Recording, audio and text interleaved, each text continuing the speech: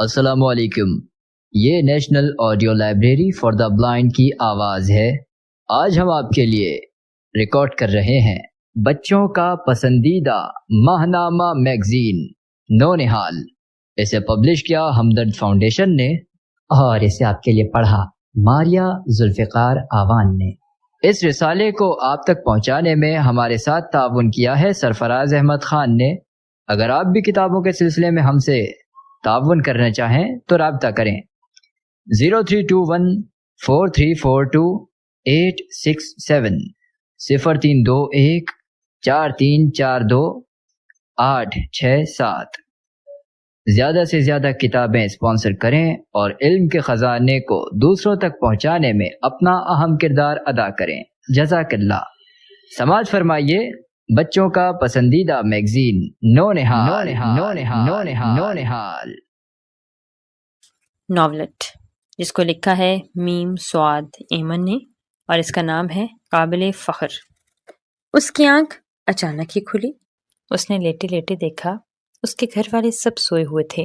Rail گاڑی کسی station پر رکی ہوئی تھی. بوگی کے اندر مریل سے بلب روشن تھے جن سے اندھیرا تو باقی نہ تھا لیکن روشنی بھی کوئی خاص نہ تھی. اس نے سر اٹھا کر دیکھا. اسے اپنے ابا دروازے کی طرف جاتے ہوئے دکھائی دیے. اس کا ریل گاڑی کا یہ پہلا سفر تھا. ہلتی ہوئی گاڑی سے اسے ڈر لگ رہا تھا کہ میں گر جاؤں گا. اس لیے اس نے نشست کی بجائے فرش پر سونے کو ترجیح دی تھی جبکہ اس کے گھر والے سب نشستوں پر آڑے ترچھے پڑے سو رہے تھے. ابا کو گاڑی سے اترتے دیکھا تو جلدی مگر بہت احتیاط سے اٹھا تاکہ کسی سے ٹکرا نہ جائے. جلدی سے چپل پہن کر ابا کے پیچھے پیچھے گاڑی سے اتر گیا. یہ پہلا موقع تھا کہ وہ کسی اسٹیشن پر اترا تھا. چلتی گاڑی کی کھڑکی سے دوڑتے ہوئے درختوں کے سوا کچھ دکھائی نہیں دیتا تھا. اس کا جی چاہتا کہ وہ بھی ہر اسٹیشن پر اترے اور رنگ برنگ دنیا دیکھے.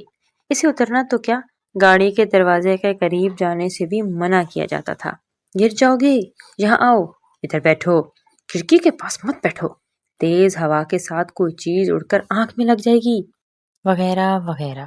اب جبکہ سب سو چکے تھے اسے اس بات پہ بات نصیحتیں کرنے والا تو کوئی نہ تھا. اسٹیشن پر اتر کر وہ آزادی کی سانسیں لے رہا تھا. اس نے اپنے ابا کو پلیٹ فارم پر جاتے دیکھا. اس سے پہلے بھی اس کے ابا اسٹیشنوں پر اترتے رہے تھے.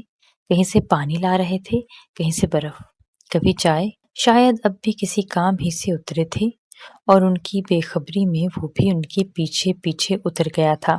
ابا آگے آگے چلتے رہے اور تھوڑا فاصلہ رکھ کر وہ بھی ان کے تعاقب میں تھا. اسے ڈر بھی لگ رہا تھا کہ ابھی اس کے ابا مڑ کر دیکھیں گے اور اسے اپنے پیچھے پائیں گے تو ڈانٹیں گے کہ تم کیوں آئے ہو میرے پیچھے. چٹاخ. اسے اپنے تصور میں اپنے ابا کے تمانچے کی گونج سنائی دی اور بے خیالی میں اس نے اپنے گال کو سہلا دیا گویا تھپڑ سچ مچ اس کے گال پر پڑا ہو. اس کے ابا پلیٹ فارم کے آخر تک پہنچ گئے تھے اور چلتے ہی جا رہے تھے. اس کا ڈبہ بہت دور رہ گیا تھا. اسٹیشن کی روشنی بھی دور ہوتی جا رہی تھی. ابا کہاں جا رہے ہیں؟ اس نے سوچا. وہ انجن کے قریب پہنچ چکے تھے. اچانک انجن نے سیٹی بجائی. ریل گاڑی سے وہ پہلی بار سفر کر رہا تھا لیکن اسے یہ معلوم ہو گیا تھا کہ گاڑی چلنے سے پہلے 2 سیٹیاں بجتی ہیں. ایک سیٹی بجتی ہے تو اسٹیشن پر اترے ہوئے مسافر جلدی سے گاڑی پر سوار ہو جاتے اور دوسری سیٹی بجتے ہی گاڑی چل پڑتی. جو ہی پہلی سیٹی بجی اس نے مڑ کر لمبی سی گاڑی کی طرف دیکھا اور پھر ابا کی طرف دیکھا. ابا اب بھی نہیں رکے تھے، نہ انہوں نے مڑ کر گاڑی کی طرف دیکھا تھا. اس نے گھبرا کر آواز لگا دی، ابا گاڑی چلنے والی ہے. انجن کی گھر گھر کی آواز نے ابا نے گویا اس کی آواز ہی نہیں سنی بلکہ اس کی طرف دیکھا بھی نہیں. وہ چلتے ہی چلے گئے. دوسری سیٹی بجی.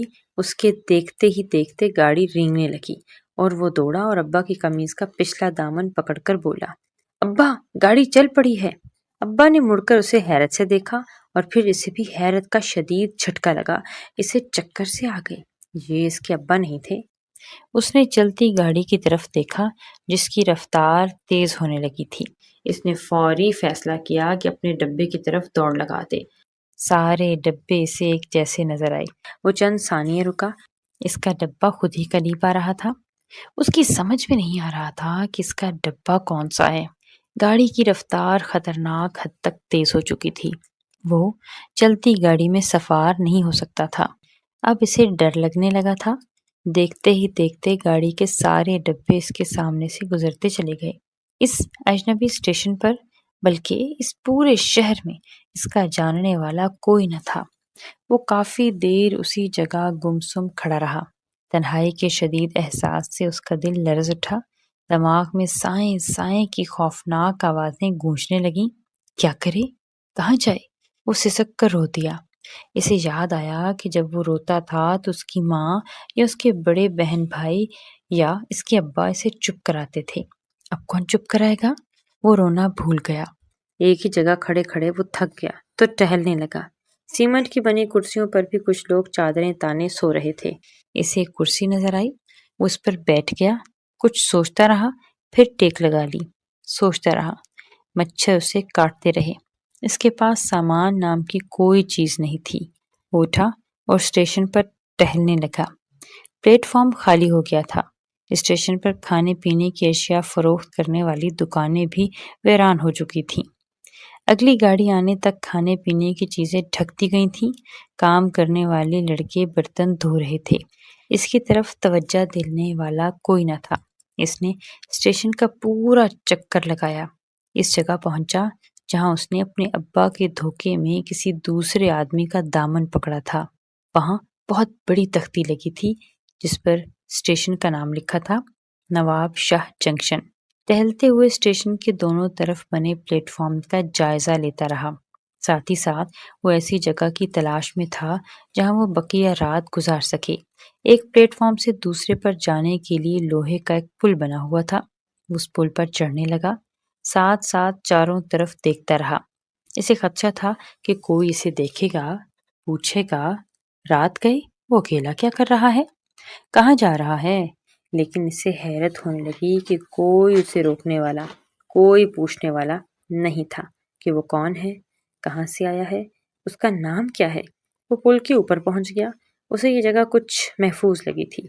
یہاں چادریں اوڑھے سمٹ سمٹا کر چند لوگ سو رہے تھے۔ یہ وہ لوگ تھے جو دن بھر بھیک مانگتے ہیں اور رات کو اسی پلی پر سو جاتے ہیں۔ پل پر ایک مناسب سی جگہ دیکھ کر وہ بیٹھ گیا، پھر لیٹ کر دنیا و مافیہ سے بے خبر ہو گیا۔ صبح کے آثار نمودار ہو رہے تھے اور گاڑی بھی کراچی پہنچنے والی تھی۔ مولوی نعمت اللہ کے گھر والے بیدار ہو چکے تھے۔ انہوں نے نماز فجر بھی ادا کر لی تھی۔ کم عمر بچے ابھی سو رہے تھے۔ انہوں نے سب کو جگانا شروع کیا کہ سفر ختم ہونے والا ہے۔ سب اپنے اپنے جوتے پہن لیں، منہ ہاتھ دھو لیں، سامان سمیٹ لیں، اترنے کی تیاری کر لیں۔ سب اٹھ گئے۔ نعمان کہاں ہے؟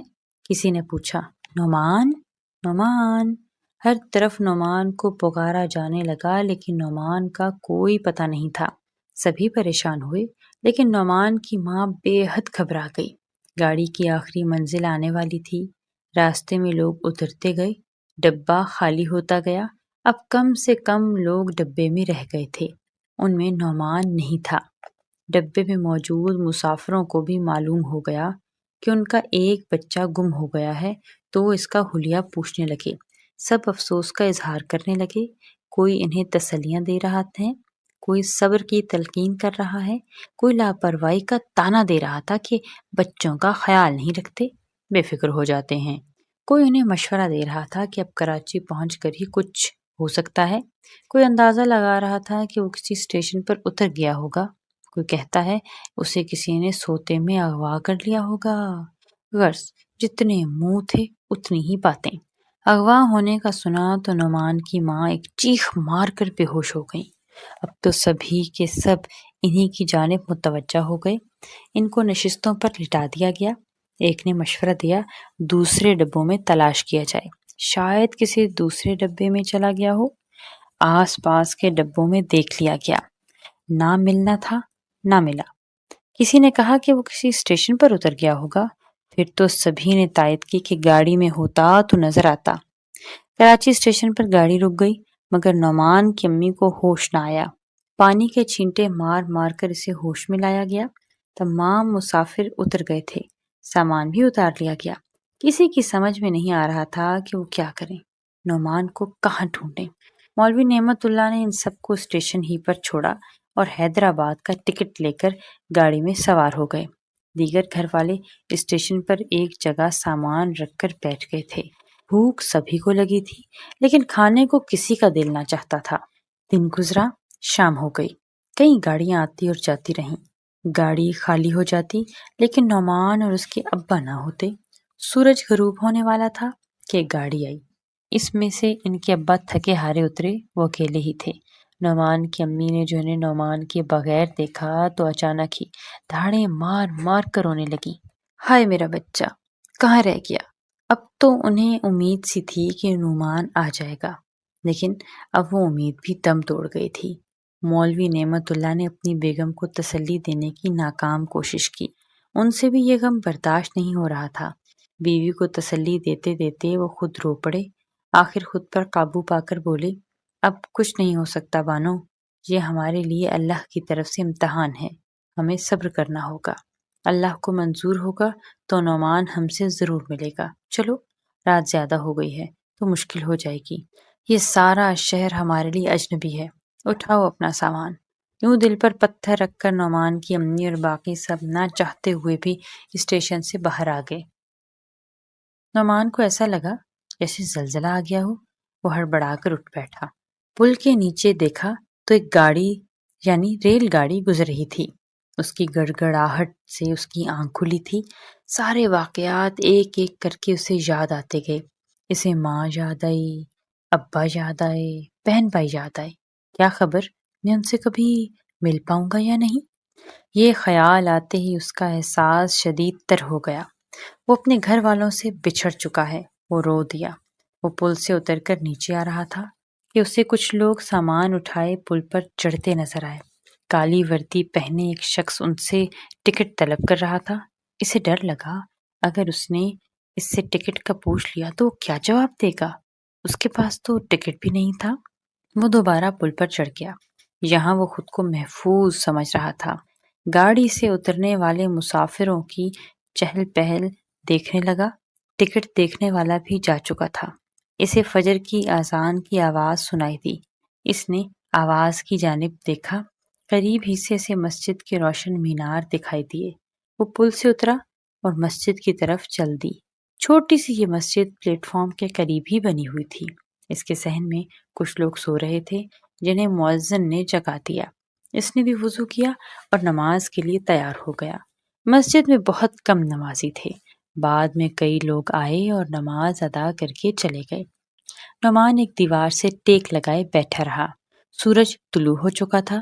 اچانک ایک آدمی بڑی تیزی سے آیا اور مسجد کے اندرونی دروازے بند کر کے تالا لگا کر جس تیزی سے آیا تھا اسی تیزی سے چلا گیا۔ نعمان مسجد کے برآمدے میں فرش پر لیٹ گیا۔ جہاں وہ لیٹا تھا وہاں فرش پر بہت زیادہ دھول تھی۔ لگتا تھا مدت سے صفائی نہیں کی گئی۔ اس کے پاس پہننے کے لیے کوئی دوسرا لباس بھی نہیں تھا۔ اس نے سوچا یہ کپڑے بھی میلے ہو گئے تو میرے لیے مسئلہ پیدا ہو جائے گا۔ اس کی نیند اچٹ گئی تھی۔ اس نے گھوم پھر کر مسجد کا جائزہ لیا۔ ایک کونے میں اسے جھاڑو نظر آ گئی۔ اس نے ایک جھاڑو اٹھائی اور کچھ دیر پہلے جہاں لیٹا تھا وہاں سے جھاڑو لگانا شروع کر دی۔ اب وہ جگہ صاف نظر آ رہی تھی۔ کچھ سوچ کر اس نے صفیں لپیٹ کر دیوار کے ساتھ کھڑی کی اور کھڑکیاں، دروازے، دیواریں سب کی صفائی کر ڈالی۔ دن کے دوپہر بج چکے تھے۔ اب تک ایک شخص بھی مسجد میں نہ آیا۔ اب تو اس کی اپنی حالت بھی بری ہو گئی تھی۔ کپڑوں پر دھول نے اپنے نشان چھوڑ دیے۔ غسل کی نیت سے وہ غسل خانے میں داخل ہوا لیکن صابن موجود نہیں تھا۔ اس نے اپنی جیب تھپ تھپائی۔ اس کے پاس کچھ رقم تھی جو رخصت ہوتے وقت اس کے پڑوسیوں رشتہ داروں نے اسے دی تھی کہ راستے میں چیز کھا لینا۔ راستے میں کئی چیزیں بیچنے والے آئے تھے۔ اس کا دل چاہتا تھا کہ وہ کسی نہ کسی سے کچھ لے کر کھائے، لیکن ابا ہر بار منع کر دیتے کہ پیسے یوں ہی ضائع نہیں کرتے، بچا کر رکھو، کام آئیں گے۔ اور وہ سوچتا کہ یہ بھی تو کام ہی ہے، پیسہ اسی طرح تو کام میں لایا جاتا ہے۔ اور جب کہ اسے صابن کی شدید ضرورت تھی تب اس کی سمجھ میں آیا کہ یہ اصل ضرورت تھی۔ اگر وہ چیز کھا لیتا تو اب صابن کے پیسے کہاں سے لاتا؟ اسے ابا یاد آ گئی۔ اس کی آنکھیں آنسوؤں سے بھر گئیں اور مسجد سے باہر نکلا۔ اس نے دن کی روشنی میں اسٹیشن کو دیکھا تھا۔ ایک دکان والے سے اس نے صابن مانگا اور جب اس نے قیمت پوچھی تو حیران رہ گیا۔ اتنے پیسوں میں تو اس کے محلے کی دکان سے 2 صابن ملتے ہیں۔ اس نے صابن واپس کر دیا اور دوسری دکان کی طرف جانے لگا۔ پھر سوچا کہ اگر اس نے بھی اسی قیمت پر صابن دیا تو کیا ہوگا؟ اس کے پاس اتنی رقم نہیں تھی کہ اتنا مہنگا ایک صابن لے سکتا۔ اس نے فیصلہ کیا کہ وہ صابن کے بغیر ہی گزارا کرے گا۔ صابن لے گا نہیں۔ اب تک اس نے کھانا نہیں کھایا۔ اب اسے شدید بھوک لگ رہی تھی۔ وہ صبح اذان کے وقت مسجد گیا تھا تو پھر مسجد کی صفائی میں ایسا مصروف ہوا کہ کھانے پینے کا خیال تک نہ آیا۔ اس کے چہرے پر مسکراہٹ ابھر آئی۔ اس نے صابن خریدنے کا ارادہ ترک کیا۔ وہ صابن جیسی چیز پر پیسہ ضائع نہیں کرنا چاہتا تھا۔ اس کے لیے پیٹ کی فکر زیادہ اہم تھی۔ وہ ایک دکان پر چلا گیا جہاں کھانے پینے کی اشیاء فروخت ہوتی تھیں۔ اسے لگا یہ تو سب کچھ وہی ہے جو اس نے کل رات دیکھا تھا۔ اس کے ابا کہتے تھے کہ بازار سے کوئی چیز لے کر نہیں کھانی چاہیے۔ ماں نے بھی سمجھایا کہ باہر کی چیز کھانے سے بیمار ہو جاؤ گے۔ یہ سب یاد کر کے اس کی بھوک مر گئی۔ میں اس باسی کھانے پر پیسہ ضائع نہیں کروں گا۔ بیمار ہو گیا تو میرا علاج کون کرائے گا؟ ابا اماں تو ہے نہیں۔ ماں باپ کا خیال آتے ہی اس کا دل بوجھل ہو گیا۔ اسے رونا آ گیا۔ لیکن یہ دن کا وقت تھا۔ کسی نے اسے روتے دیکھ لیا تو پوچھ لے گا کہ وہ کیوں رو رہا ہے۔ اس نے انتہائی ضبط سے کام لیتے ہوئے آنسو پی لیے۔ وہ اسٹیشن پر ٹہلنے لگا۔ ٹہلتے ٹہلتے پلیٹ فارم کے آخری سر تک پہنچ گیا۔ یہاں اسے ایک الگ ہی دنیا نظر آئی۔ اسٹیشن بہت بڑا تھا۔ بائیں جانب ریلوے لائن کا جال سا بچھا ہوا تھا۔ کہیں کہیں انجن اور کہیں خالی ڈبے کھڑے تھے۔ دائیں جانب مکانات کا سلسلہ تھا۔ کچھ بچے ایک جیسے کپڑے پہن کر کمر بستہ ہو کر بستہ لادے چلتے جا رہے تھے۔ شاید اسکول قریب ہی تھا اور اس کی چھٹی ہوئی تھی اور یہ بچے اپنے اپنے گھر جا رہے تھے۔ اسے اپنا اسکول، اپنا بستہ سب یاد آ رہا تھا۔ معلوم نہیں میں آگے پڑھ سکوں گا یا نہیں۔ دل میں وہ پچھتا رہا تھا کہ ایک ذرا سی غلطی کی وہ کتنی بڑی سزا پا رہا ہے۔ اس نے دل ہی دل میں خود سے عہد کیا کہ آئندہ وہ ایسی غلطی نہیں کرے گا۔ اماں ابا اسے ملیں گے بھی یا نہیں، یہ سوچ کر اس کا دل بھر آیا۔ اس نے ایک شخص کا دیکھا۔ وہ تیزی سے اسٹیشن کی طرف آ رہا تھا۔ اس کے دونوں ہاتھوں کی انگلیوں میں تھیلیاں لٹک رہی تھیں جن میں کیلے تھے۔ اسے یاد آیا کہ کئی جگہ اسٹیشن پر اسی طرح پھل لے کر لوگ چڑھتے ہیں، آواز لگا کر پھل بیچتے ہیں اور گاڑی چلتے چلتے اتر جاتے ہیں۔ کوئی پھل ہی لے لیتا ہوں، اس نے سوچا۔ کیلے دیکھ کر اس کی بھوک کی شدت محسوس ہوئی۔ پھر خیال آیا کہ یہ مہنگے دیں گے۔ کتنے کا ہیں؟ اس نے اپنے قریب سے گزرتے کیلے والے سے پوچھ لیا۔ 20 روپے کے 6۔ کیلے والا رک کر بولا۔ اس نے ہونٹ سکوڑے اور اسے جواب دیے بغیر چل پڑا۔ اس نے سوچا مہنگے ہیں، میں اتنے مہنگے کیلے نہیں خریدوں گا، پیسے جلدی ختم ہو جائیں گے۔ اسٹیشن ختم ہوتے ہی آبادی شروع ہو گئی۔ ساتھ ہی ایک چوڑی سی گلی نظر آئی۔ اسکول کے بچے بھی اسی گلی میں داخل ہو رہے تھے۔ وہ بھی اسی میں داخل ہو گیا۔ آگے بہت بڑی آبادی تھی۔ یہ آبادی بھی اسے اپنے شہر کی طرح لگی۔ کچے پکے مکانات تھے، کہیں کہیں دکانیں تھیں، کہیں ٹھیلے کھڑے تھے۔ اسے ایک ہوٹل نما دکھائی دیا۔ اس کی بھوک چمک گئی۔ اس نے سیدھا اسی کا رخ کیا۔ یہاں اس نے 30 روپے میں پیٹ بھر کر کھانا کھایا۔ وہ کھانا کھا رہا تھا تو اسے ریل گاڑی کے آنے کی آواز سنائی دی اور تھوڑی دیر بعد جانے کی بھی۔ وہ سمجھ گیا کہ کیلے والا اسی لیے اتنی تیزی سے اسٹیشن کی طرف جا رہا تھا کہ گاڑی میں کیلے بیچ سکے۔ وہ جانتا تھا کہ گاڑی آنے والی ہے۔ اس نے اپنے پاس موجود رقم کا حساب لگایا۔ اگر روزانہ ایک بار 30 روپے کا کھانا کھائے اور چائے بھی نہ پیے تو 2 ہفتے گزر جائیں گے۔ لیکن دن میں ایک بار کھانا کھا کر گزارا کیسے ہوگا؟ وہ سوچنے لگا اگر وہ دن میں 2 بار کھانا کھائے تو یہ رقم 1 ہفتے میں ختم ہو جائے گی۔ سوچتے سوچتے وہ آبادی کے اس حصے کی جانب آ نکلا جو شاید علاقے کا صدر بازار تھا۔ بھانت بھانت کی آوازیں، بے ہنگم شور، کان پڑی آواز سنائی نہیں دے رہی تھی۔ ایک جگہ اس کے قدم رک گئے۔ ایک کیلے والا آواز لگانے لگا، 25 روپے درجن، 100 روپے کے 5 درجن۔ اس نے سوچا کہ کیلے والے کو 20 روپے درجن میں بھی فائدہ ہے، جسے صرف 1 درجن کیلے درکار ہوں، 5 روپے جرمانہ بھی ادا کرے۔ یہ 5 روپے دراصل وہ انگارے ہیں جو جہنم کے لیے وہ اپنے ساتھ لے جائے گا۔ اسے کیلے والے سے گھن آنے لگی۔ عین اسی وقت اذان کی آواز سنائی دی۔ ظہر کی نماز کا وقت ہو گیا تھا۔ وہ جلدی جلدی اسی مسجد کی طرف چلا جس کی اس نے صفائی کی تھی۔ اسے نہانا بھی تھا، لیکن اب مسجد میں نہیں نہا سکتا تھا، وہاں تو نمازی آ گئے ہوں گے۔ اذان کی آواز اسے قریب سے سنائی دے رہی تھی۔ اس کا مطلب یہ تھا کہ یہاں نزدیک ہی میں کوئی دوسری مسجد بھی ہے۔ اس کا رخ آواز کی سمت ہو گیا۔ اذان کے ختم ہوتے ہی اسے مسجد کے مینار نظر آنے لگے۔ وہ مسجد تک پہنچ گیا، وضو کیا اور نماز ادا کی، پھر یوں ہی بے مقصد آبادی میں گھومتا رہا۔ اسے ایک اسکول نظر آیا۔ وہ اس کے سامنے کھڑے ہو کر دیکھتا رہا، کہ سوچتا رہا اب میں کبھی نہیں پڑھ سکوں گا، کبھی نہیں۔ وہ رو پڑا، پھر جلدی سے دائیں بائیں دیکھا کہ کوئی دیکھ تو نہیں رہا۔ اس نے اچانک ہی ایک فیصلہ کر لیا کہ وہ پڑھے گا، اپنی زندگی خود بہتر بنائے گا۔ وہ بھی گاڑیوں میں ایمانداری سے کیلے بیچے گا، اپنا خرچہ خود پورا کرے گا، یہیں سے کیلے خریدے گا اور گاڑیوں میں کیلے بیچا کرے گا جس طرح دوسرے لڑکے بیچتے ہیں۔ ابا تو ہے نہیں، خود ہی کمانا پڑے گا۔ ابا کا خیال آتے ہی سے پھر رونا آ گیا، پھر خود ہی اپنے آپ کو حوصلہ دیا۔ یہاں اس نے ایک دکان سے صابن کی قیمت معلوم کی تو اس نے وہی قیمت بتائی جو اس کے محلے کی دکانوں پر تھی۔ اس نے ایک صابن خرید لیا۔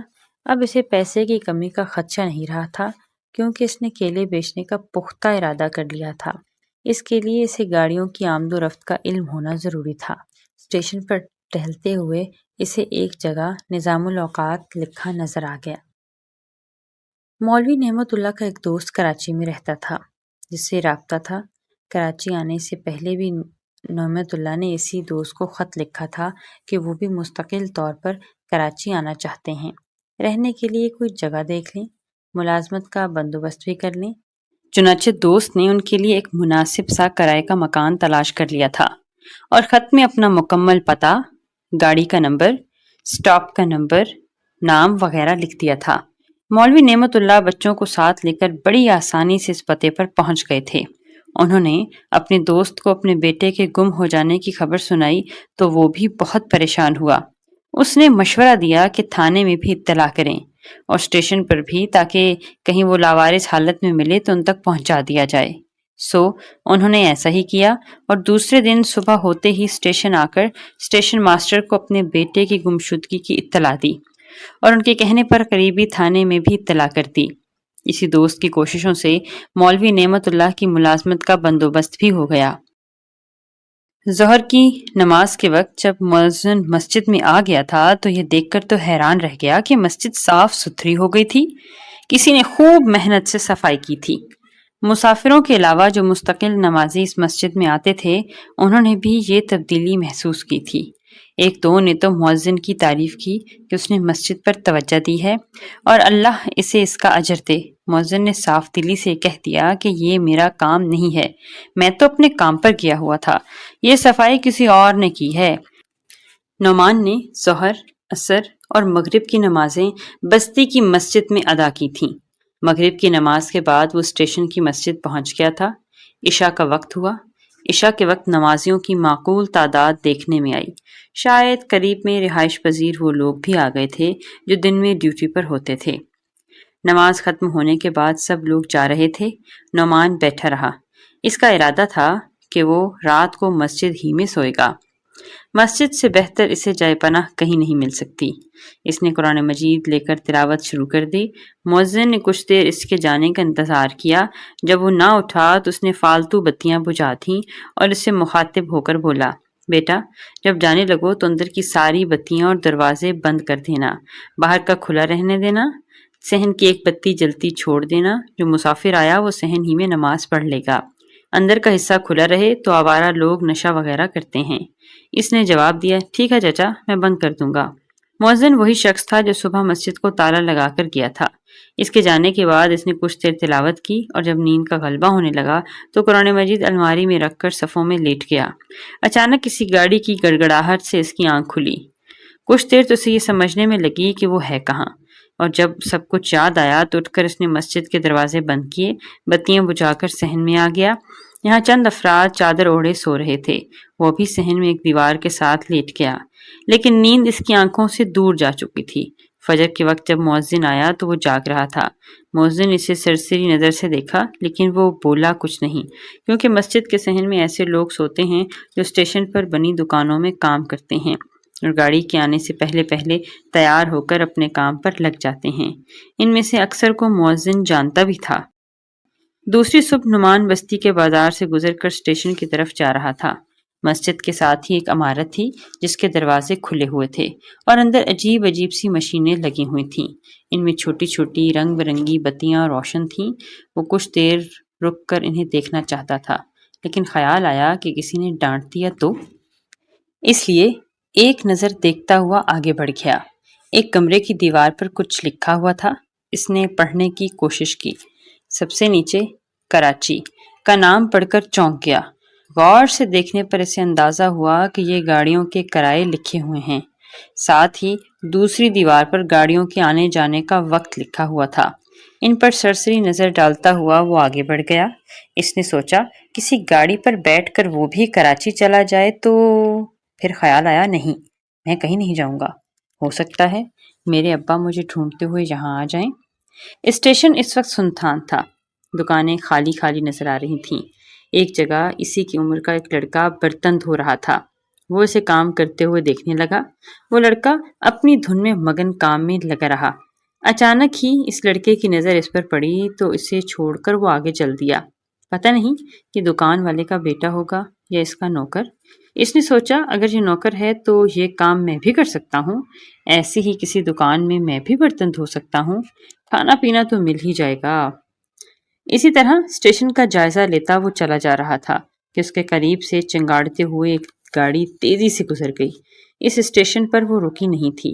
وہ گاڑی کو آتے ہوئے اور پھر اس وقت تک جاتے ہوئے دیکھتا رہا کہ دور، بہت دور، ایک نقطے کی طرح نظر آتے آتے نظروں سے اوجھل ہو گئی۔ وہ دھیرے دھیرے بے خیالی میں گاڑی کے پیچھے پیچھے چلا جا رہا تھا۔ اسٹیشن کی حد ختم ہونے لگی تھی کہ سامنے سے ایک اور گاڑی آتی نظر آئی اور وہ واپس مڑا اور مسجد کی طرف آنے لگا۔ اسی دوران گاڑی بھی اسٹیشن پر پہنچ کر رک گئی۔ اسٹیشن پر چہل پہل شروع ہو گئی تھی۔ چائے چائے، گرم چائے کی آوازیں سنائی دے رہی تھیں۔ کوئی آواز لگا رہا تھا، چائے، کیک، ناشتہ۔ وہ پل پر چڑھ گیا۔ یہاں سے وہ مسافروں کی افراتفری کا نظارہ کرنے لگا۔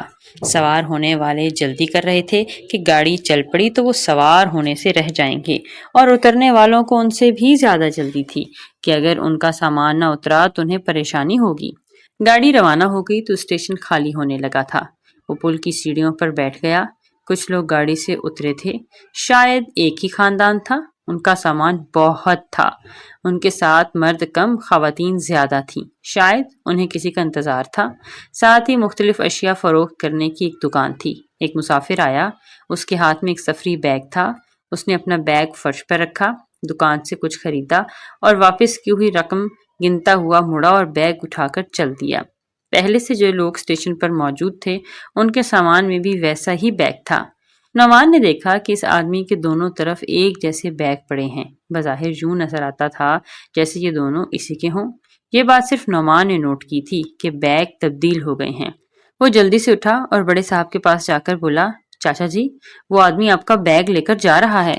انہوں نے ایک شخص کی طرف دیکھا، پھر اپنے سامان کی طرف دیکھا تو انہیں اپنا سامان پورا نظر آیا۔ مسکرا کر بولے، نہیں بیٹا، ہمارا بیگ یہ رہا، وہ اس کا اپنا بیگ ہے۔ نہیں جی، میں نے خود دیکھا ہے۔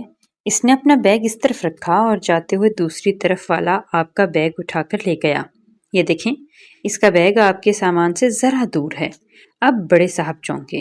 انہوں نے قریب ہو کر دیکھا اور چلا کر اپنے بیٹے سے کہا، فرحان، وہ آدمی ہمارا بیگ لے جا رہا ہے، نہ چھوڑ گیا ہے، یہ دیکھو اس میں تالا لگا ہوا ہے۔ فرحان نے دیکھا واقعی بیگ تو اپنے جیسا تھا، لیکن اسے تالا لگا ہوا تھا، جبکہ ان کا بیگ تالے کے بغیر تھا۔ وہ آدمی دور جا چکا تھا۔ فرحان دوڑا، نعمان بھی اس کے پیچھے دوڑا۔ وہ آدمی اطمینان سے چلتا ہوا اسٹیشن کی حدود سے باہر نکل گیا تھا کہ فرحان نے اسے جا لیا۔ بھائی صاحب، آپ ہمارا بیگ لیے جا رہے ہیں؟ اس نے ایک نظر اپنے کندھے پر رکھے بیگ کی جانب دیکھا اور بولا، نہیں جی، یہ میرا ہی بیگ ہے۔ یہ بیگ آپ کے بیگ جو ہے وہ ہمارے بیگ کی طرح ہے نا، سمجھے اس بات کو، لیکن یہ آپ کا نہیں ہے، ان کا ہے، نعمان نے کہا۔ تو اس آدمی نے بیگ کو کندھے سے اتار کر ہاتھ میں لٹکایا اور بولا، ارے ہاں، اس کا وزن بھی کم ہے، میرا بیگ تو بھاری تھا۔ پھر دیکھا کہ اس میں تالا بھی نہیں ہے تو بولا، میرے بیگ پر تو تالا لگا ہوا تھا، اس میں نہیں ہے۔ وہ تینوں واپس پلٹے۔ اس مسافر نے اسی جگہ اپنا بیگ دیکھا تو بہت خوش ہوا۔ معذرت کی، معاف کیجیے گا، میں غلطی سے آپ کا بیگ لے گیا تھا۔ دراصل دونوں ایک ہی کمپنی کے بنے ہوئے ہیں، ذرا بھی فرق نہیں ہے۔ نہیں، کوئی بات نہیں، غلطی ہو ہی جاتی ہے، بڑے صاحب بولے۔ ہمیں بھی قطعی احساس نہیں تھا کہ آپ ہمارا بیگ لیے جا رہے ہیں، یہ تو اس لڑکے نے دیکھ کر ہمیں بتایا۔ بیٹے، میں آپ کا شکر گزار ہوں کہ آپ نے بر وقت بتا دیا، ورنہ میرا بے حد نقصان ہو جاتا۔ پھر اس نے بتایا کہ میں اس شہر میں ملازمت کے سلسلے میں آیا ہوں اور اس بیگ میں میرے قیمتی کاغذات ہیں، اگر یہ نہ ہوتے تو میری ملازمت تو خطرے میں پڑ جاتی۔ اس نے جیب سے بٹوا نکالا اور 500 روپے کا ایک نوٹ اسے دیتے ہوئے بولا، بیٹا، جو احسان آپ نے مجھ پر کیا ہے اس کا صلہ تو میں آپ کو نہیں دے سکتا، لیکن یہ آپ کا انعام ہے۔ نعمان انکار میں سر ہلاتے ہوئے بولا، نہیں، میں یہ نہیں لوں گا، یہ اچھی بات نہیں ہے۔ لے لیں بیٹا، میں خوشی سے دے رہا ہوں، وہ بولا، لیکن نعمان نے ہاتھ آگے نہ بڑھایا۔ پھر اس مسافر نے بڑے صاحب سے کہا، یہ آپ کی تربیت کا اثر ہے کہ وہ اجنبی سے رقم نہیں لے رہا، آپ اپنے بیٹے سے کہیں نا کہ لے لے۔ یہ ہمارا بیٹا نہیں، بڑے صاحب جلدی سے بولے۔ اچھا، وہ حیرت سے بولا، میں سمجھا آپ کا بیٹا ہے۔ پھر نعمان سے بولا، بیٹا لے لیں، آپ کا انعام ہے، آپ کی وجہ سے میں بہت بڑی پریشانی سے بچ گیا ہوں۔ یہ بیگ کسی اور کے کام کا نہیں تھا، مجھے واپس مل ہی جاتا، لیکن اس میں کتنے دن لگ جاتے۔ آپ کی بر وقت عقل مندی سے میری بہت بڑی پریشانی ٹل گئی۔ لے لو بیٹا، یہ تمہارا انعام ہے، بلکہ یہ لو۔ کہتے ہوئے انہوں نے بھی جیب سے 500 روپے کا ایک نوٹ اس کے ساتھ ملا کر اسے دینے لگے۔ اب نعمان کے سامنے 1000 موجود تھے۔ اسے اس برسر و سامانی میں رقم کی اشد ضرورت بھی تھی، لیکن اسے اس کے والد کی نصیحت یاد تھی کہ وہ کسی اجنبی سے کچھ بھی نہ لے، بھوکا مر جائے، لیکن کسی سے نہ کھانے پینے کی چیز لے نہ کوئی رقم لے۔ یہاں معاملہ کچھ اور تھا۔ اس کے باوجود اس کا جی یہ خطیر رقم لینے پر رضامند نہ تھا۔ اس مسافر نے 500 کا نوٹ بڑے صاحب کو دیتے ہوئے کہا، یہ لیجئے، آپ اسے دے دیجئے گا، مجھے دیر ہو رہی ہے، دوسری گاڑی پر سوار ہونا ہے، میری گاڑی نکل جائے گی۔ بڑے صاحب نے اس سے نوٹ لے لیا اور اپنے نوٹ سے ملا کر 1000 روپے اسے دینے کی کوشش کی، لیکن اس نے قبول کرنے سے صاف انکار کر دیا۔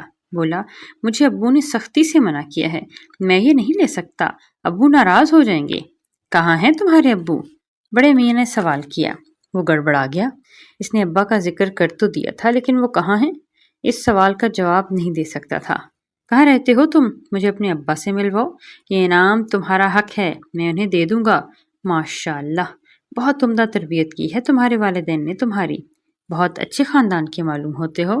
بڑے صاحب اسے ستائش بھری نظروں سے دیکھتے ہوئے بولے، جی شکریہ۔ وہ اتنا ہی کہہ سکا۔ بڑے صاحب بولے، تمہارے ابا کیا کام کرتے ہیں؟ جی وہ مولوی ہیں، مدرسے میں بچوں کو پڑھاتے ہیں۔ ماشاءاللہ ماشاءاللہ، جبھی تو ان کی تربیت بہت اچھی ہے۔ ٹھیک ہے، کسی سے کچھ بھی نہ لو، لیکن یہ تو تمہارا انعام ہے، تمہاری حاضر دماغی نے ہم دونوں کو بڑی پریشانی سے بچا لیا، یہ لو رکھ لو۔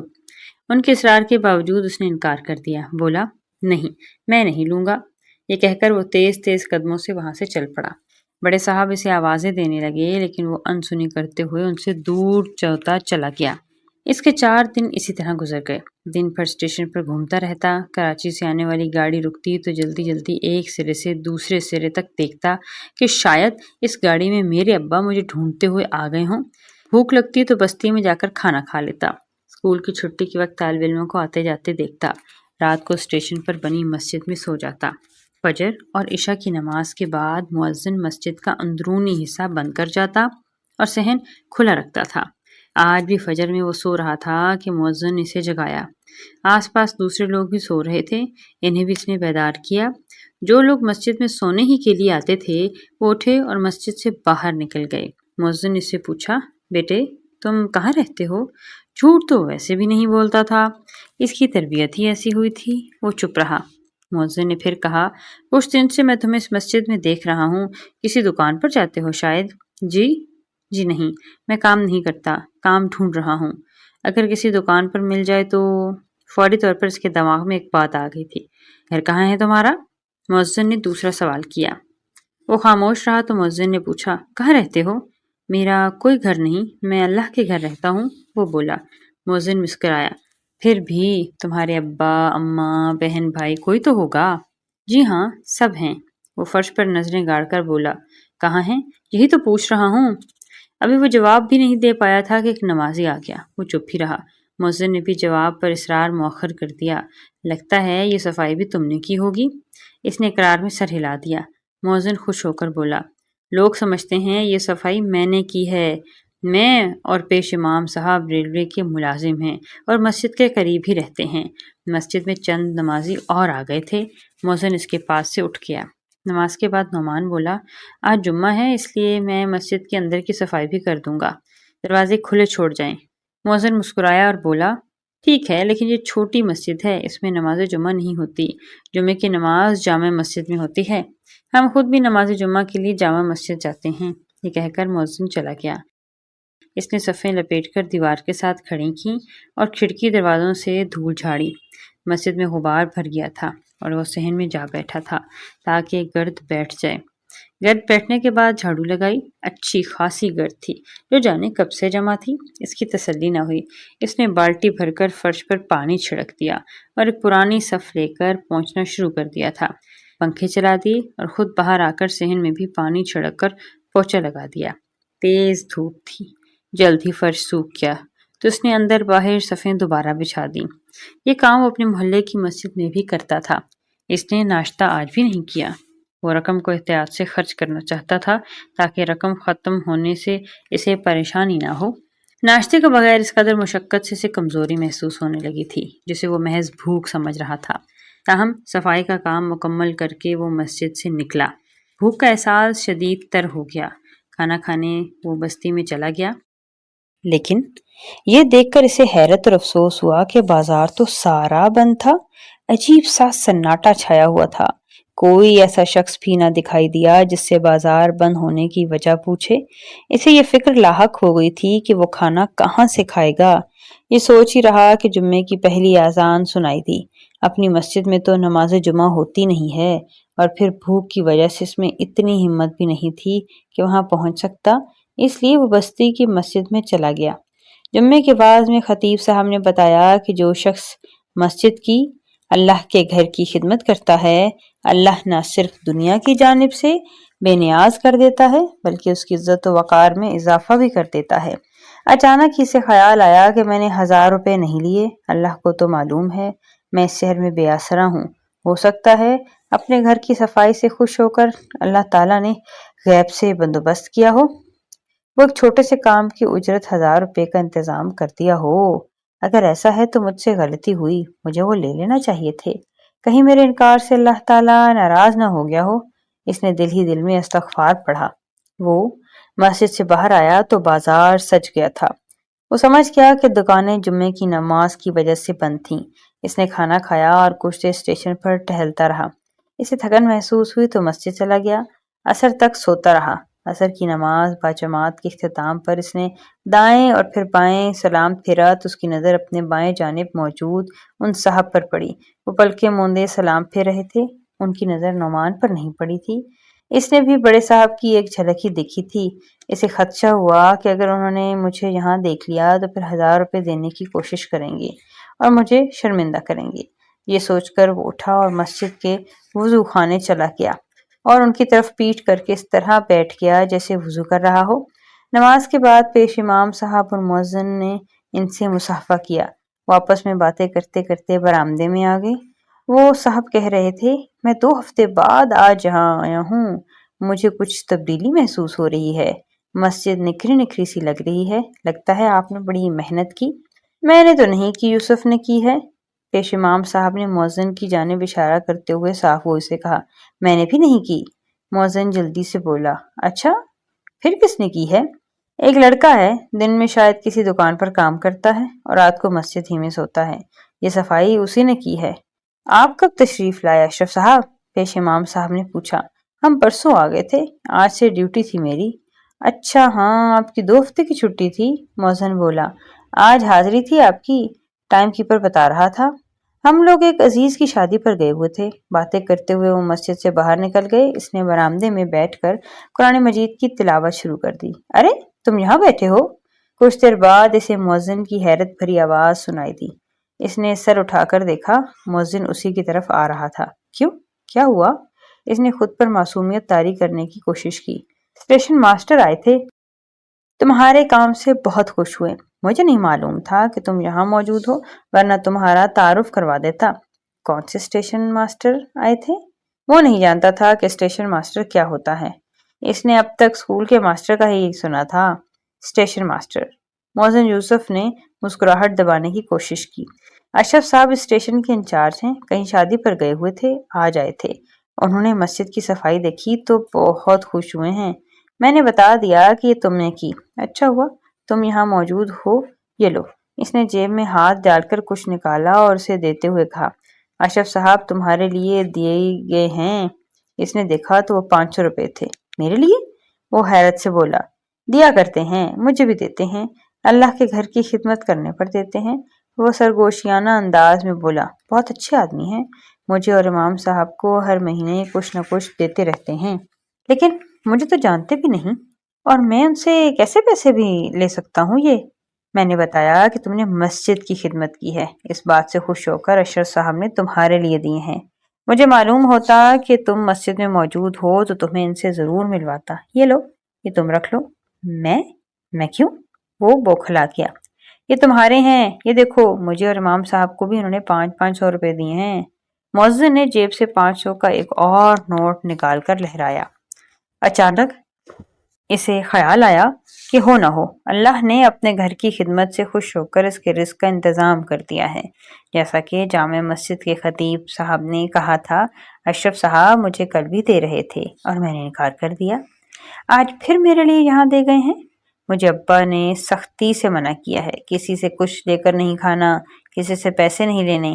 بیٹا ٹھیک ہے، کسی سے کچھ مت لو۔ دیکھو یہ شخص مسجد کی، اللہ کی خدمت کرتا ہے، اسے اللہ دیتا ہے اور خود نہیں دیتا، کسی وسیلے سے دیتا ہے۔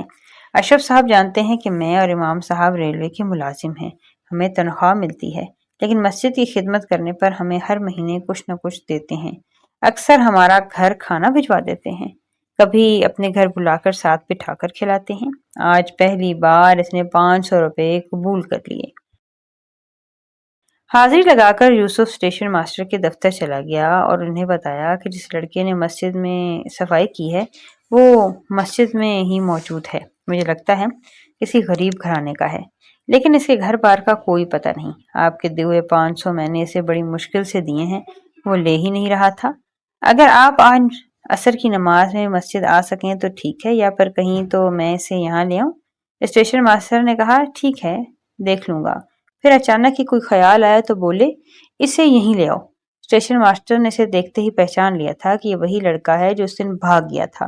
ادھر نعمان نے اس ملاقات پر کسی حیرت کا اظہار نہیں کیا، کیونکہ ایک تو اس نے اشرف صاحب کو اس مسجد میں دیکھ لیا تھا، اور دوسرا یہ کہ یوسف نے ان کا غائبانہ تعارف بھی کروا دیا تھا۔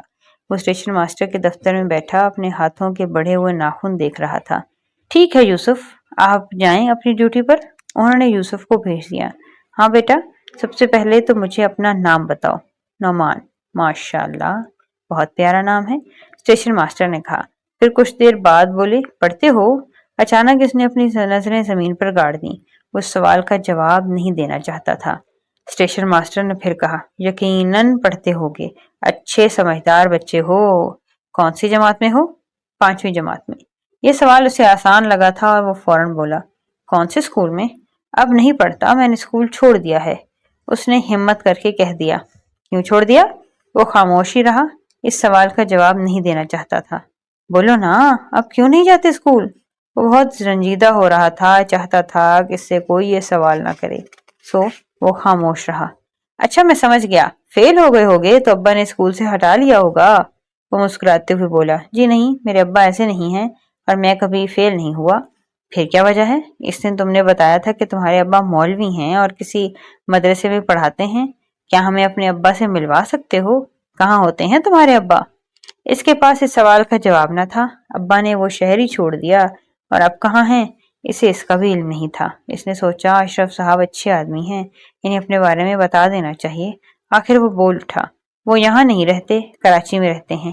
پھر تم یہاں کس کے پاس رہتے ہو؟ کوئی رشتہ دار تمہارا یہاں؟ میں اکیلا ہوں، میرا کوئی رشتہ دار یہاں نہیں ہے، گھر والے سب کراچی میں ہیں۔ جھوٹ سے گریزنا اس کی تربیت کا حصہ تھا۔ وہ جھوٹ بولنا بھی چاہتا تو نہیں بول سکتا تھا، اس لیے اس نے سوچے سمجھے بغیر سچ کہہ دیا، بیٹا تمہاری بات ہم سمجھ نہیں پائے، تمہارے ابا اور گھر والے سب کراچی ہیں اور تم اس شہر میں اکیلے رہتے ہو، تمہارا یہاں کوئی رشتہ دار بھی نہیں ہے؟ میں پانی پی لوں؟ اس نے جواب دینے کی بجائے دفتر کے کونے میں رکھی سراہی کو دیکھتے ہوئے پانی پینے کی اجازت طلب کی۔ ہاں ہاں پی لو، اس نے فراخ دلی سے اجازت دی۔ دیکھو بیٹا، مجھے تم کسی اچھے گھرانے کے فرزند لگتے ہو، مجھے اپنے بارے میں بتاؤ۔ تمہیں شاید پتہ نہیں، میں ریلوے کا ذمہ دار افسر ہوں۔ مجھے یوسف بتایا ہے کہ تم مسجد میں رات گزارتے ہو، دن میں کہاں ہوتے ہو یہ نہیں بتایا۔ تم نے مسجد کی خدمت بھی کی ہے، اس لیے ہم بھی تم سے خوش ہیں۔ ہم نے اس دن بھی تمہیں اسی حالت میں دیکھا تھا، تم نے اس دن 1000 روپے ہم سے نہیں لیے، وہ ہمارے پاس تمہاری امانت ہیں۔ لیکن اس وقت ہمیں یہ بتاؤ کہ تم گھر والوں سے ناراض ہو کر گھر چھوڑ آئے ہو؟ گھر والوں نے تمہیں کسی بات پر ڈانٹا ہے یا گھر سے نکال دیا ہے تو بھی بتاؤ، ہم تمہاری بھرپور مدد کریں گے۔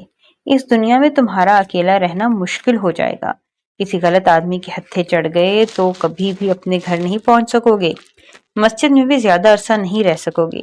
آج کل موسم ٹھیک ہے، گزارا کر لو گے، لیکن کچھ دن میں بارشیں شروع ہو جائیں گی، زہریلے کیڑے مکوڑے زمین سے نکلیں گے، موسم بھی ٹھنڈا ہو جاتا ہے، تمہیں گرم کپڑے بستر کی ضرورت ہوگی۔ ہمیں اپنا سمجھ کر سب کچھ بتا دو، ہم پر بھروسہ کرو۔ وہ بھی سمجھ رہا تھا، اس نے سب کچھ بتانے کا فیصلہ کر لیا۔ میں 5ویں جماعت میں پڑھتا تھا، میرے دادا مر گئے، ابو اور میرے چچا میں مکان کے لیے لڑائی ہوئی، پہلے بھی ہوتی رہتی تھی، لیکن میرے ابا جلد ہی انہیں راضی کر لیا کرتے تھے۔ پھر ابو نے فیصلہ کیا کہ اب وہ اس گھر میں نہیں رہیں گے، نہ بھائیوں سے حصہ مانگیں گے، وہ کچھ کر سکے خود ہی کریں گے۔ پھر میرے ابو نے دادا کا گھر چھوڑ دیا۔ سب ہمیں روکتے رہے لیکن ابا فیصلہ کر چکے تھے، ہم اپنا سارا سامان لے کر مستقل کراچی رہنے کے لیے جا رہے تھے۔ اس اسٹیشن پر رات کے وقت گاڑی پہنچی تو میری آنکھ کھلی، میرے گھر والے سب سوئے ہوئے تھے، ایک آدمی گاڑی سے اتر رہا تھا، میں سمجھا میرے ابو ہیں، میں بھی اس کے پیچھے اسٹیشن پر اتر گیا۔ گاڑی چلی گئی تو میں نے ابا کو بتایا کہ گاڑی چل پڑی۔ اس آدمی نے جب مڑ کر میری طرف دیکھا تو پتہ چلا کہ کوئی اور ہی ہے جو حلیے میں میرے ابا کی طرح لگ رہا تھا۔ میں چلتی گاڑی پر نہیں چڑھ سکا، اکیلا رہ گیا۔ اچانک اس کا جی بھر آیا اور اس کی پلکوں پر آنسو امڑ آئے۔ اپنی ہتھیلی کا پیالہ بنا کر اس نے اپنا چہرہ چھپا لیا اور روتا رہا۔ اشرف صاحب نے اسے رونے دیا کہ دل کا غبار نکل جائے۔ وہ روحان صاحب بولا، مجھے نہیں معلوم میرے گھر والے کہاں ہوں گے۔ تو یہ بات ہے، اشرف صاحب نے کہا اور پھر سوچ میں پڑ گئے۔ اس کا مطلب ہے کہ تم اپنے خاندان سے بچھڑ گئے ہو۔ دل چھوٹا نہ کرو، تم ایک باہمت لڑکے ہو، جس طرح تم نے یہ دن گزارے ہیں اسی ہمت سے کام لو، اللہ نے چاہا تو تمہیں تمہارے ماں باپ سے ضرور ملوا دیں گے۔ ہمارا گھر یہاں نزدیک ہی ہے، ریلوے کالونی میں رہتا ہے، تم یوں کرو ہمارے ساتھ ہمارے گھر چلو۔ نہیں نہیں، میں کہیں نہیں جاؤں گا۔ وہ اچانک خوفزدہ ہو گیا۔ مجھے یقین ہے میرے ابو مجھے ڈھونڈتے ہوئے اسٹیشن پر ضرور آئیں گے، اگر انہیں نہیں ملا کسی دوسرے اسٹیشن چلے گئے تو سمجھیں گے میں یہاں نہیں ہوں۔ کب آئیں گے تمہارے ابا؟ تمہیں کیسے پتا کہ وہ تمہیں ڈھونڈنے یہاں آئیں گے؟ مجھے یقین ہے وہ گھر والوں کو کراچی میں چھوڑ کر مجھے سارے اسٹیشنوں پر ڈھونڈیں گے۔ میں نے کراچی سے آنے والی ساری گاڑیوں کے وقت یاد کر لیے ہیں، ان گاڑیوں کے آنے سے پہلے میں اسٹیشن پر موجود ہوتا ہوں کہ شاید کسی گاڑی میں میرے ابا ہوں۔ نعمان نے بتایا، میں اسٹیشن سے دور نہیں جاتا، صرف 7 والے بازار تک جاتا ہوں اور کراچی سے آنے والی گاڑی کے وقت اسٹیشن پہنچ جاتا ہوں، سارے مسافروں کو دیکھتا ہوں۔ یہ تو تم بہت اچھا کرتے ہو، انہوں نے نعمان کو داد دی۔ دیکھو ہماری اپنی گاڑی ہے، یہیں ریلوے کالونی میں رہتے ہیں، اسٹیشن سے نزدیک ہے، پیدل ہی آتے جاتے ہیں۔ اس دن جو تم نے ہمیں اسٹیشن پر بیٹھے دیکھا تھا، اس وقت میرا بڑا بیٹا گھر سے اپنی گاڑی لینے گیا تھا۔ تم ہمارے ساتھ چلو، ہمارے گھر رہنا۔ کراچی سے آنے والی گاڑی کے وقت ہم تمہیں خود اسٹیشن لے جائیں گے۔ ہمارے ساتھ رہو گے تو ہم تمہیں پڑھائیں گے۔ جب تک تمہارے ابا نہیں آتے تم تعلیم حاصل کرو، یہ وقت ضائع نہ کرو۔ تم ہمیں اچھے خاندان کے لگتے ہو۔ ہمیں اندازہ ہے کہ اس وقت تمہیں رقم کی شدید ضرورت ہے، لیکن تم نے اس شخص سے 500 روپے بلکہ ہم سے بھی لینا گوارا نہیں کیا، حالانکہ وہ ہم تمہیں انعام کے طور پر دے رہے تھے۔ میں یہاں اسٹیشن پر ہی رہنا چاہتا ہوں۔ مجھے یقین ہے میرے ابا مجھے ڈھونڈتے ہوئے یہاں ضرور آئیں گے۔ تم ضرور یہاں رہنا، یہیں آتے جاتے رہنا، لیکن گھر میں رہنے کے لیے تمہیں گھر چاہیے اور ہمارا گھر حاضر ہے۔ اگر تمہارے ابا یہاں آئے تو مجھ سے ملے بغیر نہیں جائیں گے، کیونکہ اسٹیشن کا ذمہ دار افسر ہوں میں۔ مجھ ہی سے پوچھیں گے۔ وہ کھڑے ہو گئے۔ چلو ابھی میرے ساتھ۔ بیٹا دیکھو کہ ایک دن کے سفر میں کپڑوں کی حالت بہت بری ہو جاتی ہے۔ میں سمجھ رہا ہوں کہ تمہارے پاس پہننے کو کوئی دوسرا جوڑا بھی نہیں ہے۔ ابھی تو میرے ساتھ گھر چلو، اپنی حالت درست کرو۔ کراچی سے اس وقت کوئی گاڑی نہیں آئے گی، 3 بجے کے بعد ہی آئے گی۔ میرے گھر نہا دھو کر پھر آ جانا، میں بھی واپس آ جاؤں گا۔ چلو۔ اسے اندازہ ہو رہا تھا کہ اس کے لباس کی حالت اچھی نہیں ہے۔ اس نے اشرف صاحب کی پیشکش قبول کر لی۔ اشرف صاحب نے اپنے نائب سے دفتر کا خیال رکھنے کو کہا اور اسے ساتھ لے کر اپنے گھر چلے گئے۔ اشرف صاحب کا ایک بیٹا فرحان اس کا تقریباً ہم عمر ہی تھا۔ اس کا ایک جوڑا اسے دیا گیا جو اس نے غسل کر کے پہنا اور اس کا لباس دھلنے کے لیے رکھ دیا گیا۔ دوپہر کا کھانا گھر میں کھا کر وہ دونوں دوبارہ اسٹیشن آ گئی۔ دفتر آ کر اس کے سامنے انہوں نے کراچی اسٹیشن فون کیا اور کراچی کے اسٹیشن ماسٹر کو بتایا اگر کوئی نعمان نامی لڑکے کی گمشدگی کی اطلاع دے تو میرے پاس بھیجنا۔ کراچی سے جواب ملا، ہاں ایسی اطلاع ہے، کوئی مولوی نعمت اللہ صاحب نے رپورٹ کی ہے، ان کا بیٹا سفر کے دوران گم ہو گیا ہے۔ اشرف صاحب نے نعمان سے پوچھا، تمہارے ابا کا نام نعمت اللہ ہے؟ نعمان حیران رہ گیا کیونکہ اس نے ابھی تک اپنے ابا کا نام انہیں نہیں بتایا تھا، اور بتاتا بھی کیسے؟ انہوں نے پوچھا ہی نہیں، پھر انہیں کیسے پتا چلا؟ جی میرے ابا کا نام مولوی نعمت اللہ ہے، انہوں نے کراچی اسٹیشن پر تمہاری گمشدگی کی اطلاع دی ہے۔ پھر فون پر بولے، ہاں نعمان میرے پاس ہے، ان سے رابطہ کر کے انہیں تسلی دے دیں کہ فکر نہ کریں، ان کا بیٹا محفوظ ہے، اگر یہاں آ کر لے جانا چاہیں تو آ جائیں یا پھر میں کراچی پہنچا دوں گا، اور ہاں اگر وہ یہاں آنا چاہیں تو انہیں خصوصی پاس جاری کریں، ان سے ٹکٹ نہ لیں، بیچارے بہت پریشان ہوئے ہوں گے، بہتر ہوگا کہ مجھے ان کا فون نمبر دیں، میں ان سے براہ راست بات کر لوں۔ جواب ملا، ان کے پاس موبائل فون نہیں ہے، لہٰذا ان سے رابطے کی صورت صرف یہ ہے کہ وہ خود ہی اسٹیشن آئیں۔ اس پر اشرف صاحب نے کہا، ٹھیک ہے، اب وہ آئیں تو انہیں میرا نمبر ضرور دیں اور مجھے ان سے بات بھی کروا دیں۔ یہ سب سن کر نعمان بہت متاثر ہوا، اسے امید ہو چلی تھی کہ اب وہ اپنے والدین سے جلد ہی مل سکے گا۔ فون رکھ کر وہ نعمان سے بولے، وہ کہہ رہے ہیں کہ نعمت اللہ ہر دوسرے روز اسٹیشن آ کر تمہیں ڈھونڈتے ہیں اور ہم سے بھی پوچھتے ہیں، تم فکر نہ کرو، اب جلد ہی تمہیں تمہارے گھر والوں تک پہنچا دیں گے۔ رات کو وہ اشرف صاحب کے گھر پر تھا، انہوں نے کراچی سے رابطے کی بات گھر میں بتائی تو ان کی بیگم نے مشورہ دیا کہ اب جب کہ اس کے ابا کا پتہ چل گیا ہے تو والد کا بیٹے کے پاس آنے سے بہتر ہے کہ بیٹے کو والدین کے پاس جانا چاہیے۔ آپ بلا تاخیر نعمان کو لے کر کراچی چلے جائیں تاکہ جس قدر جلد ممکن ہو اپنے ماں باپ سے، بہن بھائیوں سے ملوا دیا جائے، وہ سب پریشان ہوں گے۔ چنانچہ فوری طور پر اشرف صاحب نے نعمان کے لیے نئے کپڑے 2 جوڑے سلوائے اور 1 جوڑی چپل خریدی۔ 2 دن بعد وہ اشرف صاحب کے ساتھ گاڑی میں بیٹھا کراچی جا رہا تھا۔ اشرف صاحب نے اسے 1000 روپے بھی دے دیے تھے اور ان کی بیگم نے ان کے لیے بہت سے تحفے بھی ساتھ دیے تھے۔ گاڑی میں سوار ہونے سے پہلے ہی اشرف صاحب نے کراچی فون کر دیا کہ نعمت اللہ صاحب آئیں تو ان سے کہہ دیں کہ ان کا بیٹا نعمان کراچی آ رہا ہے، وہیں ہمارا انتظار کریں۔ جس گاڑی سے وہ روانہ ہوئے تھے اس نے صبح سویرے انہیں کراچی پہنچا دیا تھا۔ اشرف صاحب کی کوشش تھی کہ کراچی میں زیادہ نہ رکیں، نعمان کو اس کے والدین کے حوالے کر کے شام کو واپسی کے لیے بیٹھ جائیں گے۔ کراچی پہنچ کر معلوم ہوا کہ نعمت اللہ پہلے تو روزانہ آتے تھے، پھر ہر دوسرے روز اسٹیشن معلوم کرنے آتے تھے، لیکن اب 4 دن سے وہ نہیں آ رہے۔ اشرف صاحب کو معلوم تھا کہ ان کے پاس موبائل فون نہیں، اگر ان کے پاس فون ہوتا تو انہیں فون پر ہی بتا دیا جاتا کہ نعمان کراچی پہنچ چکا ہے۔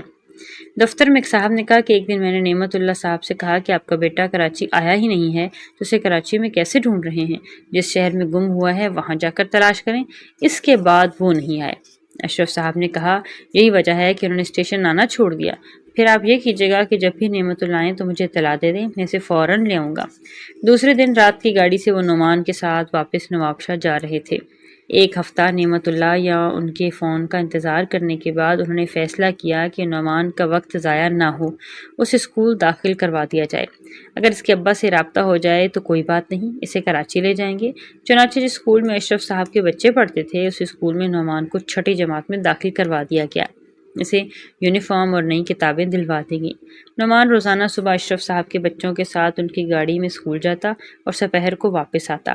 سمجھدار تھا، جلدی ان سب کے ساتھ گھل مل گیا، لیکن اپنے والدین کو یاد کرتا اور اپنے ابا کا انتظار کرتا رہتا۔ اسکول سے واپس آ کر اشرف صاحب نے اس سے اپنے ابا کے آنے کی خبر یا اس کی کوئی اطلاع سننے کی امید رکھتا بھی تھا۔ 2 سال گزر گئے۔ اپنے والدین سے بچھڑے اسے تیسرا سال تھا۔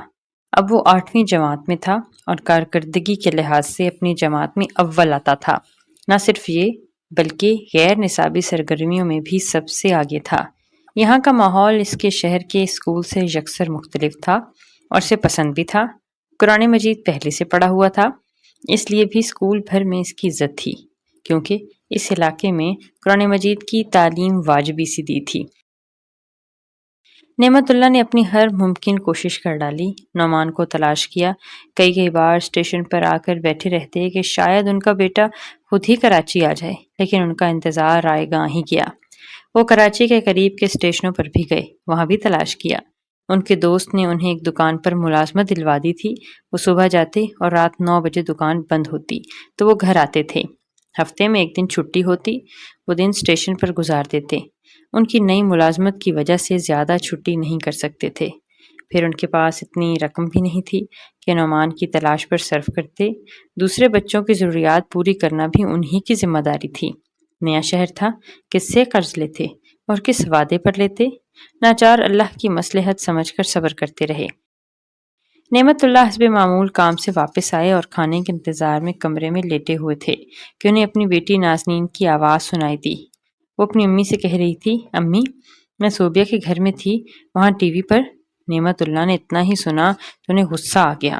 اس وقت دھاڑتے ہوئے کمرے سے نکلے۔ کیا کہا؟ تم پڑوسی کے گھر ٹی وی دیکھ رہی تھی؟ تمہیں شرم نہیں آتی؟ فوٹو دیکھتی ہو؟ ناٹک دیکھتی ہو؟ نازنین سہم گئی۔ اسے علم نہیں تھا کہ ابا کام سے واپس آ گئے ہیں اور کمرے میں ہیں، ورنہ وہ بات ہی نہ کرتی۔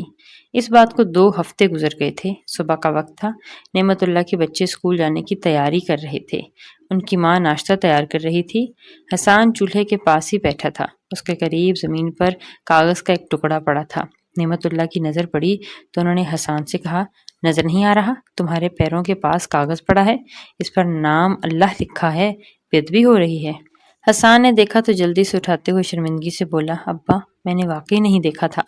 ان سب بہن بھائیوں کی تربیت ہی ایسی ہوئی تھی کہ زمین پر کاغذ پڑا ہوا ہو اور اس پر قرآنی آیت، اللہ کا یا کسی بھی مقدس ہستی کا نام لکھا ہوا ہو تو اس کاغذ کو بھی تعظیم دیں۔ حسان نے واقعی کاغذ پر لکھا اللہ کا نام نہیں دیکھا، لیکن اس کے ابا کی نظر پڑ گئی تھی۔ اس نے اٹھا کر دیکھا تو خوش ہو کر بولا، ابا یہ صرف اللہ نہیں لکھا ہوا بلکہ نعمت اللہ لکھا ہوا ہے، میں اسے کاٹ کر اپنی کتاب میں چپکاؤں گا۔ نعمت اللہ نے سرسری انداز میں اپنا نام چھپا ہوا دیکھا اور اپنے کام پر چل دیے۔ وہ عام سا اخباری کاغذ تھا۔ کریانے والے نے گھر کا سودا سلف باندھ کر دیا تھا اور اس کی ماں نے مڑا تڑاڑ کر کاغذ ایک طرف ڈال دیا تھا جو اسے اڑ کر زمین پر گر گیا۔ حسان نے وہ کاغذ جوں کا توں اٹھا کر اپنے بستے میں رکھ دیا۔ اپنی جماعت میں اس نے کتابیں نکالی تو وہ کاغذ بستے سے نکل کر پھر زمین پر گر گیا۔ اس کا ایک ہم جماعت قریب سے گزرا تو اس نے وہ اٹھا لیا، کاغذ پھیلا کر دیکھا تو بولا، واہ بھائی واہ، بڑا سنبھال کر رکھا ہوا ہے، کب کا ہے یہ اخبار؟ حسان ایک نظر دیکھا اور بولا، ویسے ہی پرانا ٹکڑا ہے۔ وہ بولا، ویسے ہی نہیں، تمہاری تصویر چھپی ہوئی ہے۔ میری تصویر؟ وہ حیران ہو کر بولا۔ پھر اس نے دیکھا تو واقعی اسی جیسی تصویر تھی، ساتھ کوئی اور بھی تصویر تھی۔ تصویر کے نیچے لکھا تھا، وفاقی وزیر کل پاکستان مقابلہ نعت کی تقریب میں اول آنے والے طالب علم نعمان بن نعمت اللہ کو پہلا انعام دے رہے ہیں۔ کاغذ کچھ اس طرح پھٹا ہوا تھا کہ وفاقی وزیر کی تصویر بھی گردن سے کٹی ہوئی تھی۔ وہ دونوں سر جوڑے اخبار کا ٹکڑا پڑھ رہے تھے اور حسان کا دل اتھل پتھل کر رہا تھا۔ اس کا ہم جماعت بولا، یار تصویر تو تمہاری ہے لیکن نام کچھ اور لکھا ہے۔ اچانک ہی حسان رو پڑا اور بولا، یہ میرا بچھڑا ہوا بھائی ہے، 3 سال پہلے ہم سے بچھڑ گیا تھا۔ تصویر کے ساتھ تحریر جو پڑھنے میں آ رہی تھی کچھ یوں تھی کہ وفاقی وزیر نے کل پاکستان محفل نعت میں شرکت کی اور اول آنے والے نعت خواں نعمان بن نعمت اللہ کو پہلا انعام دیا۔ نعمان نے بہت پیارے انداز میں نعت پیش کر کے مقابلہ جیت لیا، سب نے سراہا۔ آگے لکھا تھا، وفاقی وزیر نے نعمان بن نعمت اللہ کو اپنے ساتھ عمرے پر لے جانے کا اعلان بھی کیا۔ آنن فانن پورے اسکول میں یہ بات پھیل گئی کہ حسان کے بچھڑے ہوئے بھائی کی تصویر اخبار میں چھپی ہے۔ اساتذہ تک بھی بات پہنچ گئی۔ تقریباً سبھی جانتے تھے کہ 3 سال پہلے حسان کا ایک بھائی سفر کے دوران لاپتہ ہو گیا تھا۔ ہیڈ ماسٹر صاحب خود حسان کی جماعت میں آئے اور اسے دلاسا دیتے ہوئے کہا کہ وہ جائے اور جا کر اپنے گھر والوں کو بھی یہ خوشخبری سنائے۔ وہ بلا تاخیر اخبار کا ٹکڑا لے کر گھر پہنچا۔ ابا تو اس وقت کام پر گئے ہوئے تھے۔ اماں کو خبر سنائی تو ان کے زخم تازہ ہو گئے۔ وہ تصویر کو چومتے ہوئے دھاڑے مار کر رونے لگیں۔ سبھی رو رہے تھے۔ آج 3 سال بعد انہیں اپنے بچھڑے بھائی کی کوئی خبر تو ملی، لیکن یہ ہے کہاں، یہ کسی کو معلوم نہیں تھا۔ نازنین کو کچھ یاد آیا۔ وہ بولی، میں نے بھائی کو اس دن ٹی وی پر دیکھا تھا۔ میں آپ کو بتانے ہی والی تھی کہ ابا نے مجھے ڈانٹ دیا تھا، پھر میں کچھ کہہ ہی نہیں سکی۔ انہوں نے فوراً اس دکان پر فون کیا جہاں نعمت اللہ ملازمت کرتے تھے۔ انہوں نے بتایا کہ اخبار میں نعمان کی خبر پھر چھپی ہے، جلدی سے گھر آئیں۔ تھوڑی ہی دیر میں وہ چھٹی لے کر گھر آ گئے۔ نعمان کی تصویر دیکھی۔ وفاقی وزیر کی تصویر کٹی ہوئی تھی، جہاں ان کا نام لکھا ہونا چاہیے تھا وہ حصہ بھی کٹا ہوا تھا، لیکن نعمان کی شادمانی سے مسکراتی ہوئی تصویر سب کے سامنے تھی۔ محلے دار ان کے گھر جمع تھے، سب انہیں مبارکباد دے رہے تھے، بیٹے کی خبر ملنے کی خوشی میں بھی اور اسے پہلا انعام ملنے پر بھی، اور اس کے عمرے پر جانے کی بھی۔ بانو نے نعمت اللہ کو بتایا کہ کچھ دن پہلے نازنین نے پڑوسی کے گھر ٹی وی پر اسے نعت پڑھتے ہوئے دیکھا تھا۔ وہ مجھے بتانا چاہتی تھی لیکن آپ نے اسے خاموش کرا دیا تھا۔ اب معلوم یہ کرنا تھا کہ یہ کل پاکستان مقابلہ ہوا کہاں تھا اور یہ وفاقی وزیر کون ہیں۔ اخبار کے ٹکڑے سے بالکل پتہ نہیں چل رہا تھا کہ یہ کون سا اخبار ہے، کب کا ہے۔ کسی نے مشورہ دیا کہ ٹی وی اسٹیشن جائیں، وہاں سے پتہ چلے گا۔ نعمت اللہ جو ٹی وی کے سخت خلاف تھے اب ٹی وی اسٹیشن جانے کے لیے تیار ہو گئے۔ وہاں سے اتنا ہی معلوم ہوا کہ یہ پروگرام اسلام آباد ٹی وی والوں نے کروایا تھا اور وفاقی وزیر برائے مذہبی امور نے اس پروگرام میں خصوصی شرکت کی تھی۔ یہ خبر پوری دنیا میں گئی تھی۔ اب یہ لڑکا کون ہے، کہاں ہے، اس کے بارے میں اسلام آباد سے ہی پتہ چل سکتا ہے۔ نعمت اللہ نے دکان سے کچھ دن کی چھٹی لی اور نعمان کی تلاش میں اسلام آباد ٹی وی اسٹیشن بھی چلے گئے۔ وہاں سے معلوم ہوا کہ یہ پروگرام ٹی وی اسٹیشن پر نہیں ہوا تھا بلکہ حیدرآباد کے ذیشان اسکول میں ہوا تھا۔ ٹی وی نے صرف وفاقی وزیر کی شرکت کی وجہ سے خبر بنائی تھی۔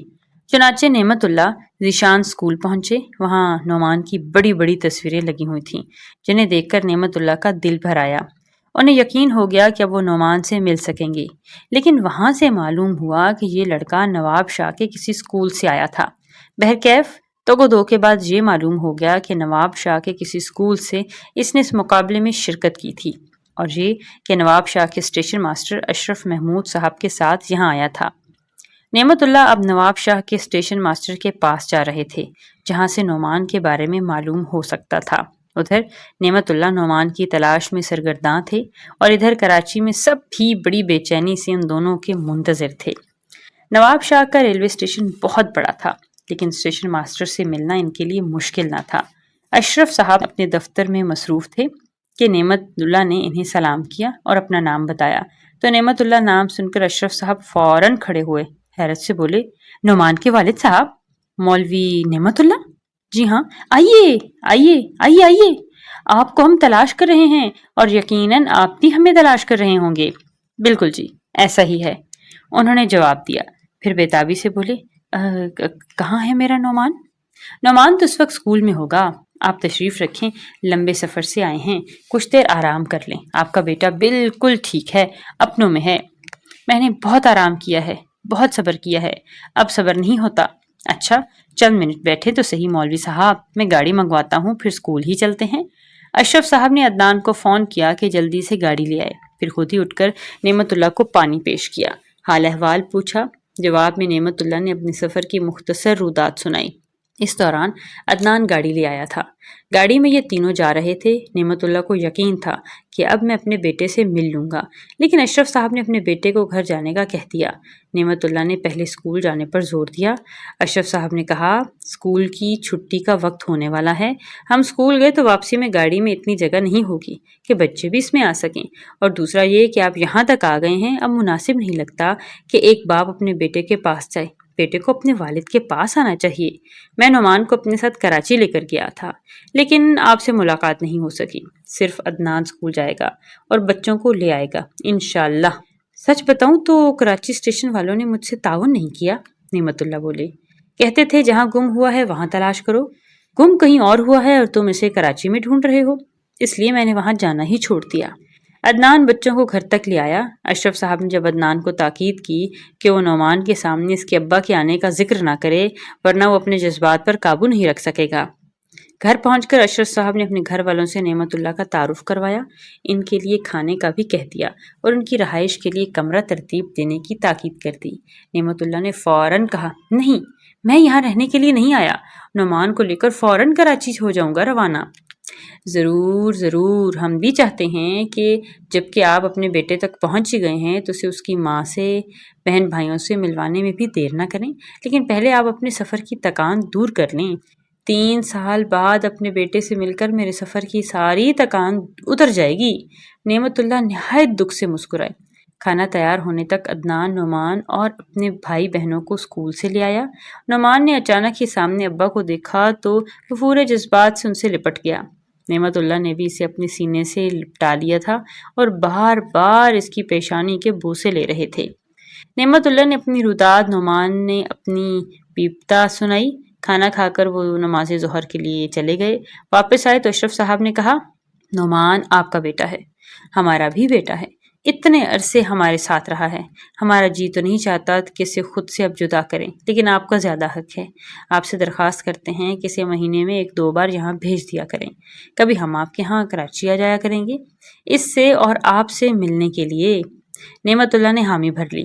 اشرف صاحب نے کہا، آپ نے نعمان کی بہت اچھی تربیت کی ہے، میرے بیٹے گنڈے دار نمازی تھے، نعمان کے آنے سے باقاعدہ نمازی ہو گئے ہیں۔